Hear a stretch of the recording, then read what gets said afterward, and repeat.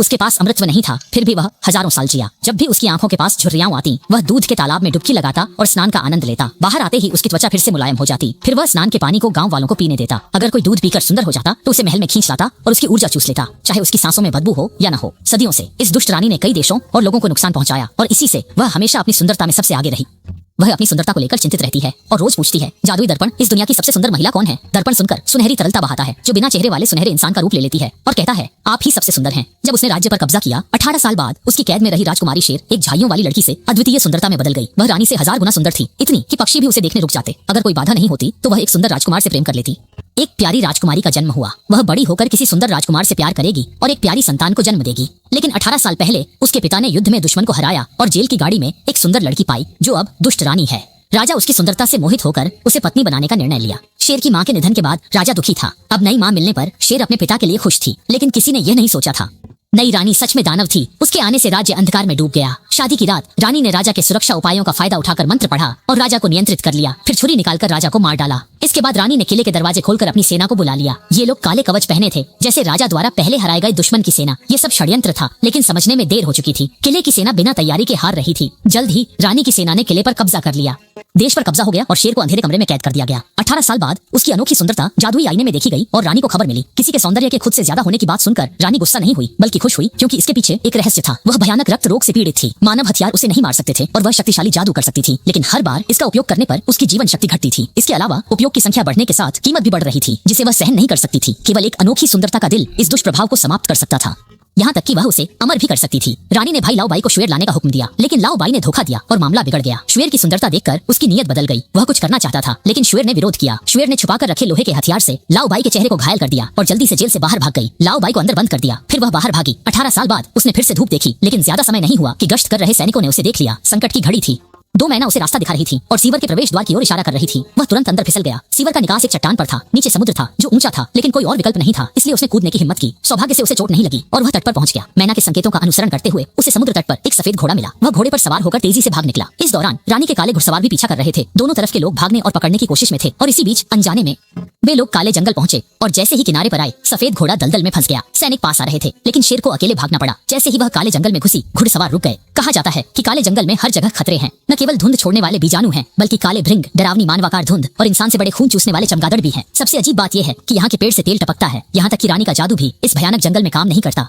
यह निष्क्रिय हो गया। केवल इनाम के शिकारी ही काले जंगल में जा सकते हैं। रानी ने कहा कि अगर वह अपराधी को पकड़ लाएगा तो उसकी पत्नी को पुनर्जीवित करेगी, और अगर उसने मना किया तो उसे मार डालेगी। शिकारी के पास विकल्प नहीं था, उसे काले जंगल जाना पड़ा। पद चिन्हों के जरिए शिकारी ने शेर की गतिविधियों का पता लगाया और उसे पकड़ लिया। उसने सावधानी बरती और सीधे व्यक्ति को नहीं सौंपा, बल्कि रानी को। वह चाहता था कि रानी पहले उसकी पत्नी को जीवित करे, लेकिन बूढ़े ने मूर्खता की और शिकारी को बताया कि रानी धोखा दे रही है। मरे हुए कैसे जीवित हो सकते हैं? धोखा खाए शिकारी ने गुस्से में कुछ सैनिकों को हरा दिया, फिर बूढ़े को लात मारकर बाबूजी के खेत में धकेल दिया, जिससे जहरीली धुंध उठ गई। शिकारी को समस्या का समाधान करने का समय नहीं मिला। वह जल्दी से भाग गया, लेकिन जब वह काले जंगल से निकलने की योजना बना रहा था तो शेर अचानक बाहर आ गई और उसने उसे 100 सोने के सिक्के देने का वादा किया, ताकि वह उसे ग्रैंड ड्यूक के पास ले जा सके। हालांकि यह नहीं पता कि इस महिला के पास इतना पैसा कहां से आया। उसकी हालत देखकर शिकारी ने मदद का सोचा। जैसे ही वे लकड़ियों के ढेर के पास से गुजरे, कुछ अजीब लगा। ढेर अचानक राक्षस बन गया और शिकारी को दूर फेंक दिया। राक्षस से लड़ना मुश्किल था, इसलिए वे भागने लगे। राक्षस पीछा करता रहा। शिकारी ने बर्फी को पेड़ के पीछे छिपने को कहा और खुद मुकाबले के लिए आगे बढ़ा, लेकिन राक्षस ने उसे फिर से उड़ा दिया। जैसे ही राक्षस ने बर्फी पर हमला करने के लिए हाथ उठाया, बर्फी बाहर आई और जोर से चिल्लाई। आश्चर्यजनक रूप से राक्षस गुस्सा नहीं हुआ, बल्कि बर्फी की सुंदरता और साहस देखकर हमला रोक दिया और चला गया। रात में दोनों मछुआरों के गांव में रुके, लेकिन आधी रात को बर्फी को धुएं की गंध से नींद खुल गई, क्योंकि सैनिकों ने ठिकाना ढूंढ लिया था।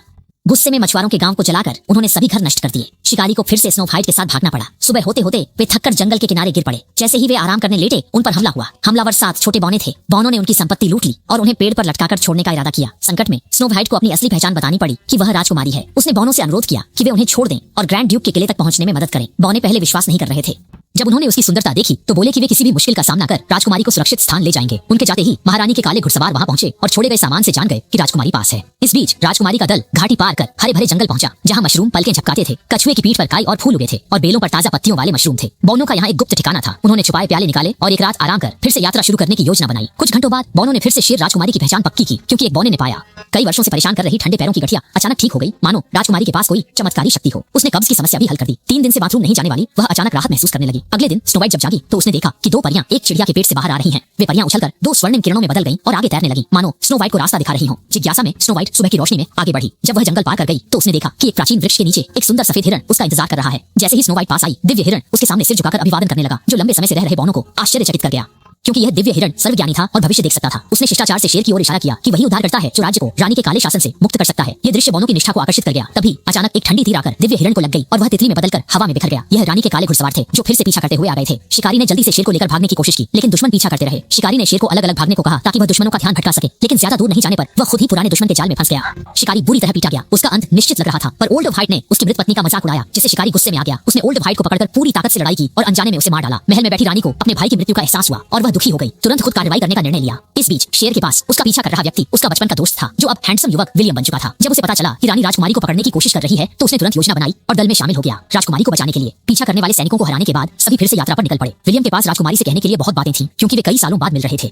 ऐसा लग रहा था कि राजकुमारी और उसके बीच दूरी बन गई है और वह पास नहीं जाना चाहती थी। वे समझ नहीं पाए कि अचानक आए इस बचपन के दोस्त के कारण राजकुमारी एक खतरनाक रास्ते पर चल पड़ी। पूर्व प्रेमी ने उसे लाल सेब दिया और कहा कि इसे खाने से सुंदरता बढ़ेगी। महिला ने बिना सोचे एक काट लिया, लेकिन जैसे ही खाया उसे महसूस हुआ कि कुछ गलत है। ये सेब नहीं था, बल्कि काले जादू से बना जहर था। और भी डरावनी बात यह थी कि उसके सामने खड़ा व्यक्ति उसका बचपन का दोस्त नहीं था।